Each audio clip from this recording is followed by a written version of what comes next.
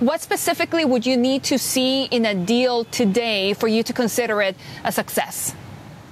Well, I have very low expectations for the outcome. So I think if you had a set of some concrete measures, as well as an agreement to begin serious negotiations on a roadmap, as well as execution of those concrete measures, I think that would be sufficient to set the stage for an eventual third summit that might be able to announce some more significant actions by both the U.S. and North Korea.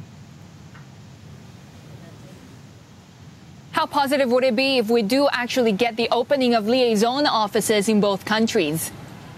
So I think it's a very positive step, as well as the declaration of the end of the Korean War. But what the North Koreans are really looking for is sanctions relief.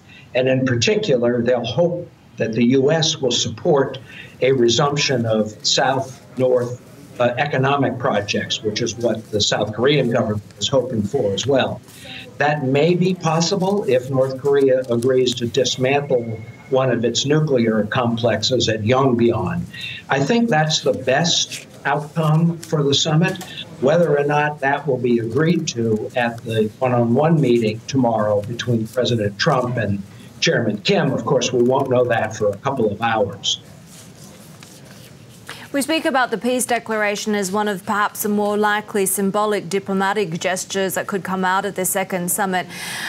Do you have mixed feelings about that, in the sense that it would provide President Trump with another rationale behind, he's kind of already suggesting of withdrawing U.S. troops from South Korea? Well, certainly President Trump has a record of not placing a high value on the U.S.-South Korean relationship, the security alliance, and on U.S. troops on Korean soil. But the U.S. government and the South Korean government both want the alliance and U.S. troop presence to continue. So I would be very surprised if President Trump gives that away at this very early stage of the negotiations.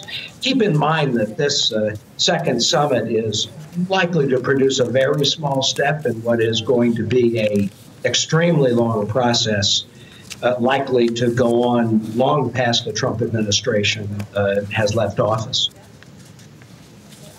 Given that we haven't had a very conventional path to this first or even the second summit now, right? There hasn't been the level of lower level, mid-level preparatory discussions that have been underway since we heard that this summit was taking place. Is there a danger that you think the president is going into this underprepared, and perhaps there is a risk that he will give away more in terms of compromise?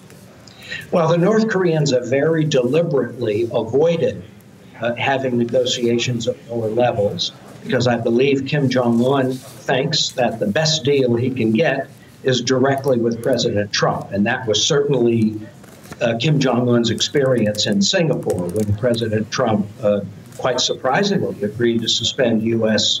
ROK military exercises. So I think the reason why we haven't seen much progress up to Hanoi is because Kim Jong Un wants to talk directly to President Trump. We have to hope that President Trump's advisors have briefed him and the president will understand what a reasonable deal will be. But as I say, we won't know that for a couple of hours.